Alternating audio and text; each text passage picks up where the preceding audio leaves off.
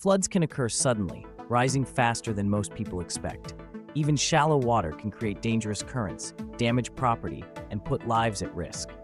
Understanding the causes, hazards, and how to respond during a flood is essential for everyone's safety. First, let's understand what actually causes floods and the main risk factors involved. 1. Heavy and continuous rainfall. Prolonged or intense storms can overwhelm drains and rivers, causing water to rise rapidly. 2. Poor or clogged drainage systems. Blocked drains and damaged channels prevent water from flowing away, which speeds up flooding in built-up areas. 3. Overflowing rivers or dams. When water levels rise too high, banks can breach, or controlled releases can push large volumes of water downstream. Finally, low-lying and flood-prone locations. Homes and roads built on flat or low ground naturally collect water first and flood more quickly. Now that we know what causes floods, next, let's look at the hazards and potential consequences they bring. First, strong water currents.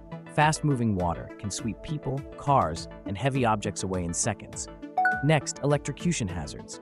Submerged outlets, wet appliances, and fallen power lines can cause fatal electric shocks. Also, contaminated floodwater. Floodwater often carries sewage, chemicals, and bacteria that increase the risk of infection and illness. Finally, structural damage and collapse. Water can weaken foundations, walls, roads, and bridges, which may give way without warning. When a flood occurs, next, quick and correct actions can save lives. Here's what to do during a flood emergency. First, move to higher ground immediately. Get out of low areas and seek higher, safer locations as fast as possible.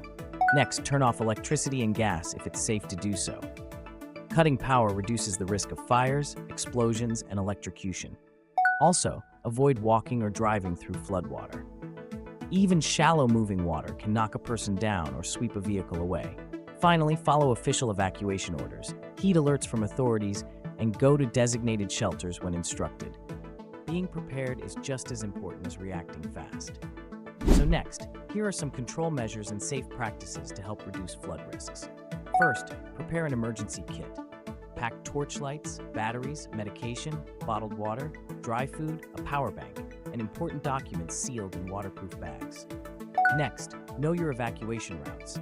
Identify safe paths, higher ground, and nearby shelters ahead of time so you can move quickly.